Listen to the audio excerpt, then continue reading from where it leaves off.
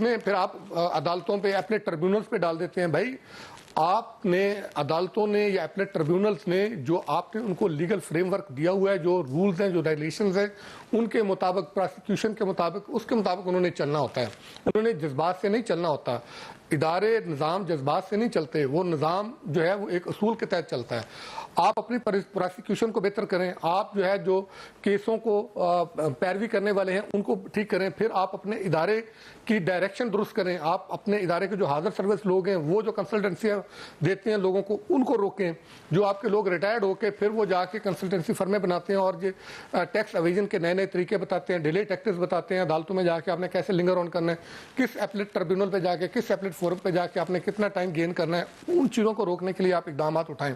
پھر ایسے لوگ جو بندہ کیس کو پکڑتا ہے اس بندے کو چونکہ اس کی کیس کی نٹی گٹی کا پتہ ہوتا ہے, شروع دن سے وہ اس کیس کے ساتھ جڑا ہوتا ہے, تو آپ کو چاہیے کہ اس بندے کو جو ہے وہ اینڈ تک اس کے ساتھ جوڑیں. نہ کہ یہ ہو کہ کیس پکڑنے والا کوئی اور ہے پھر آگے لڑنے والا کوئی اور ہوتا ہے. ٹھیک ہے آپ کی لیگل ٹیمیں آتی ہیں, وکلا آتے ہیں, لیکن جس بندے نے کیس پکڑا ہے, بنایا ہے, اس کو اس کے ساتھ ایسوسیٹ رکھیں تو جا کے آپ کیس کو کسی منطقی انجام تک پہنچا سکتے ہیں. آپ نے آلٹرنیٹ ڈسپیوٹ ریزولیشن کمیٹیاں بنائی. بالکل ارشاد انصاری, آپ سیدھا پوائنٹس کو سامنے لے کر آ رہے ہیں. جس طرح سے ہم بات کریں جس ملک کی پالیسی, جس ملک کی اکانومی قرضوں پر انحصار کرتی ہو, وہاں پر کیا لانگ ٹرم پالیسی بنائی جا سکتی ہے اور وہ لانگ ٹرم اکانومی پالیسی کتنا سپورٹ کر سکتی ہے؟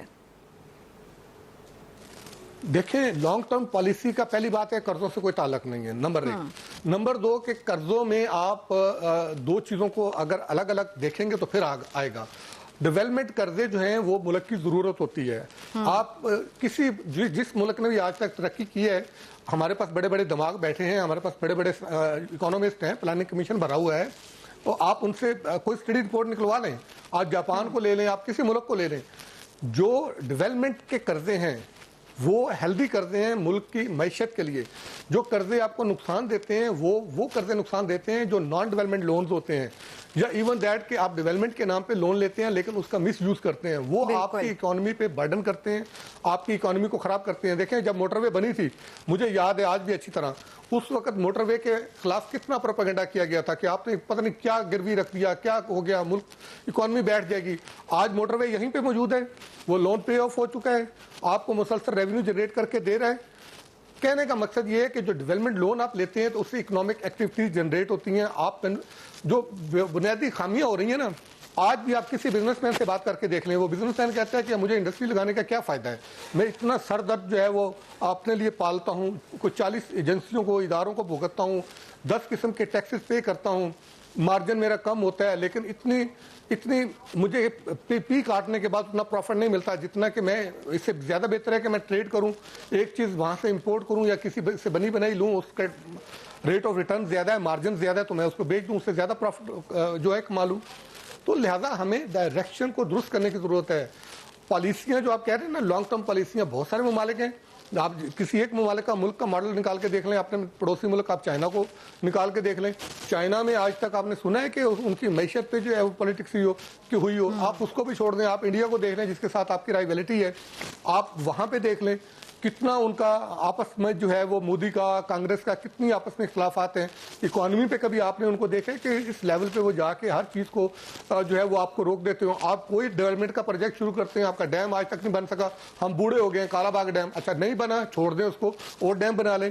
ہر چیز کو پولیٹیسائز کر دیا جاتا ہے, ہر چیز کو ڈیلیٹ کر دی جاتی ہے. وہ کاسٹ جو ہوتی ہے آپ کی, جس پہ 10 روپے کاسٹ آنی ہوتی ہے, وہ 100 روپے پہ چلی جاتی ہے. ٹھیک ہے ارشاد انصاری صاحب ہمارے ساتھ ہی رہیے گا, ہم اپنے ناظرین کو اپڈیٹ کر دیں. ہم بجٹ اجلاس کے پروسیس میں شریک ہوں گے. رہنما پیپلز پارٹی ندیم افضل چند نے کہا صرف بلاول بھٹو احتجاجی طور پر بجٹ اجلاس میں شریک نہیں ہوں گے, قومی مفادات کے حق میں ہیں, نون لیگ کے مفادات کے حق میں نہیں جائیں گے. یہ کہا گیا ندیم افضل چند کی جانب سے. اہم خبر ہے, آپ کو اپڈیٹ کریں گے. ہم بجٹ اجلاس کے پروسیس میں شریک ہوں گے. رہنما پیپلز پارٹی ندیم افضل چند نے کہا صرف بلاول بھٹو احتجاجی طور پر بجٹ اجلاس میں شریک نہیں ہوں گے. हम खबर आप तक पहुंचा रहे हैं। हम बजट इजलास के प्रोसेस में शरीक होंगे, ये कहना था रहनुमा पीपल्स पार्टी नदीम अफजल चंद का। उन्होंने कहा कि सिर्फ बिलावल भुट्टो एहतजाजी तौर पर बजट इजलास में शरीक नहीं होंगे, कौमी मफादात के हक में हैं, नून लीग के मफादात के हक में नहीं जाएंगे। एजाज जाखरानी ने कहा पीपल्स पार्टी कौमी मफाद की चीज़ों में हुकूमत के साथ है। इससे पहले ये सब सामने आ रहा था कि पीपल्स पार्टी बजट इजलास का बायकॉट कर रही है और अब नदीम अफजल चंद जो कि रहनुमा है पीपल्स पार्टी की, की तरफ से ये सामने आया बयान के हम बजट इजलास के प्रोसेस में शरीक होंगे, सिर्फ बिलावल भुट्टो एहतजाजी तौर पर बजट इजलास में शरीक नहीं होंगे। उन्होंने ये भी कहा कि कौमी मफादात के हक में है लेकिन नून लीग के मफादात के हक में नहीं जाएंगे।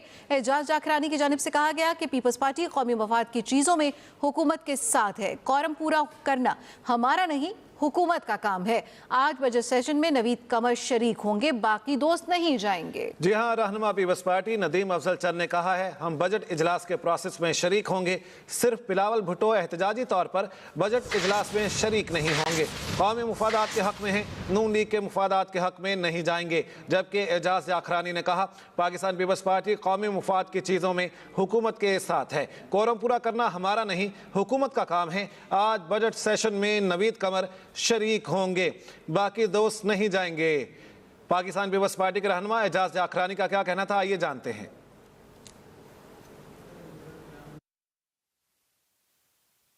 पाकिस्तान पीपल्स पार्टी जो भी कौमी मफाद की चीज़ें हैं उसमें हुकूमत के साथ है, जहाँ कौम का और मुल्क का मसला है। और